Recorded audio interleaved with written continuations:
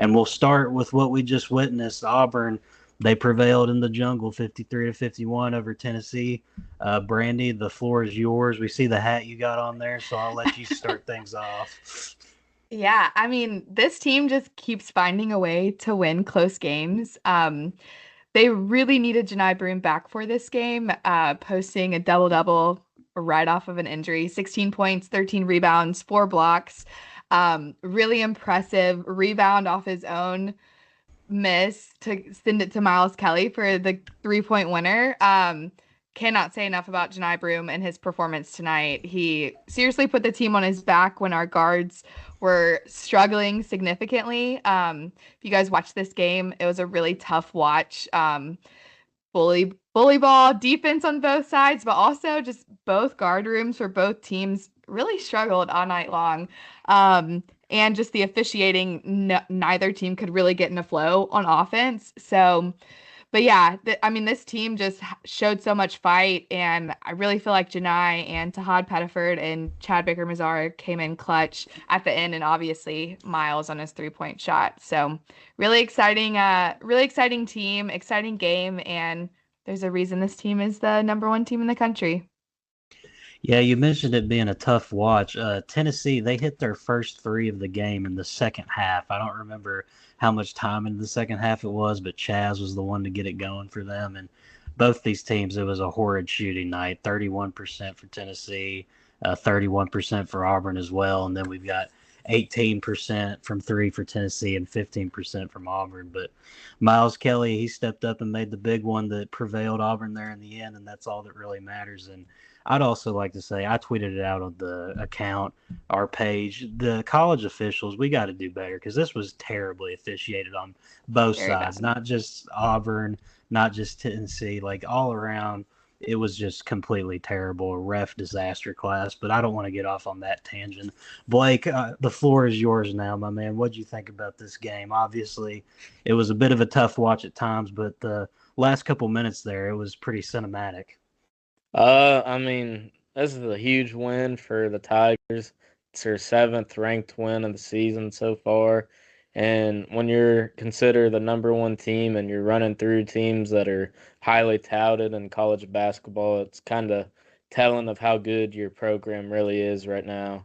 And I feel like this game was won with the bully ball mentality there towards the end. Janai Broome, I mean, you can't say it enough. Him returning for this game and performing how he did, 16 points, 13 boards, 4 blocks. Like that's just unreal coming off a what many people thought a really serious injury. I think people expected him to be out way longer than January 25th. Like it's crazy to think he's even back right now and performing at the level he did, but if you're a fan of offense, this is definitely one game you're probably sleeping through. But I mean, for me, I was tuned in, excited to watch that. Defense, I mean, it wins you big games, and I think this really was like a statement win practically. This is the unstoppable force, meaning the immovable object type of game. You had the Tennessee defense versus the Auburn offense, and yeah, it was just a clash of two teams that really were just struggling to get things going. And I mean, Brandy, I don't know about you, but if I would have told you that Chad Baker Mazara would go 0 for 5 from the field, Tahad Pettiford wouldn't knock in three, and just all these factors offensively, I don't think you would have thought pregame that Auburn was going to pull this one out. Right. No, and it's kind of similar to how Auburn shot last year against Kentucky at home when College Game Day came. I mean, just a horrible shooting night, which happens in this sport and in college basketball. And the fact that we were able to pull out this win, I am shocked with the shooting splits. Um, yeah, and especially, the start of the game, we got 4 fouls right off of the jump. So that's really why Janai played more minutes than I think what the team was expecting him to play. Chaney Johnson, Dylan Cardwell, and Chad Baker Mazara all got fouls within the first, I think it was 2, maybe 3 minutes of the game. So, um, yeah, just overcoming like horrible officiating, which honestly, after the second half, it really was truly on both sides. The first half, I was like, we have to be Auburn has to beat the refs too, but the second half was really poorly officiated for Tennessee. So just all around bad officiating and bad offense from both teams, but at the same time, like it really was just a battle of defenses. And I think the way that Tennessee performed defensively is a testament to what I say a lot, and that's defense travels. So if you're out there watching some of these college basketball games and wondering why some teams do a lot better on the road than others, I think it's because they have good defenses, and you'll see that across the board.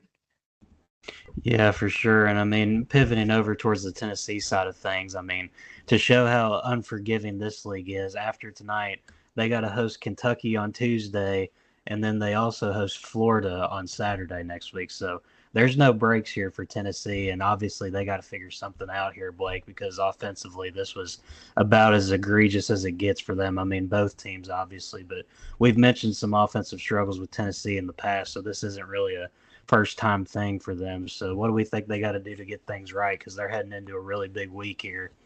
Uh, I mean, to put it clear as day, Zakai Ziegler, you can't be shooting 0-6 from three. Chaz Lanier, I think you got to be a little more productive. I mean, he did have a better second half tonight, had a couple threes there, finished with 10 points, but 4 of 11, you got to do a little more for a team that doesn't have a ton of scoring options on paper practically. And then, I mean, guys like Cade Phillips, Dubar, and Gainey got to give a little more off the bench. Gainey had a decent night, was really inefficient, but still chipped in 8 points when his team was really struggling. So, yeah, Yeah. they really got to pick it up on the offensive end. They're insanely good on defense, but I mean, you're not going to win a lot of games if your offense is that bad.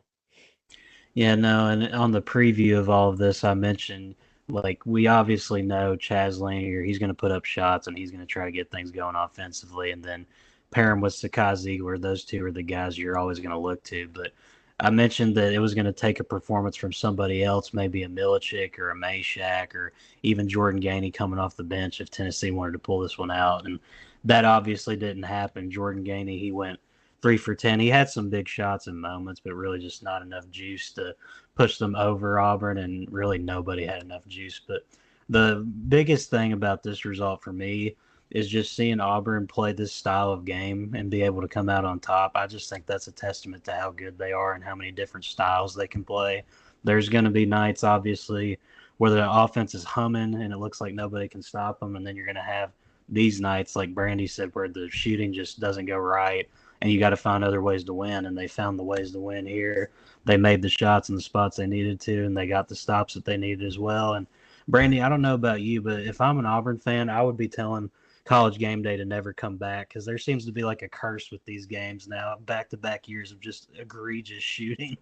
I know, seriously though. I think this is their fifth season in a row that they've come to Auburn. And we had this game, the Kentucky one last year, but then it's so weird because we had one where they came and we hosted Texas A&M and we killed Texas A&M. So honestly, I think it's the 7:30 tip-offs when game day's here. But yeah, after that game, I was like, after the shooting game, and I think Bruce even kind of joked about it heading into the locker room at halftime. He was like, College Game Day is never gonna want to come back to Auburn with the way that we're shooting tonight. Um, yeah, that I mean. I knew that Auburn would face some shooting regression at some point. Just been so efficient from three and from the floor that, it's bound to happen just, from pure math standpoint. Did not think it would be as bad as 15% from three and 31% from the floor. It just so happened Tennessee also was as bad as we Yeah. were. Yeah, definitely not a night to remember for either side. But I mean, for Auburn, you get the win, you defend your home court. Always going to be happy about that. Still going through conference play strong. And at the end of the day, that's all you can ask for. Tennessee's going to have to bounce back quick because there's no rest for them, like we said. But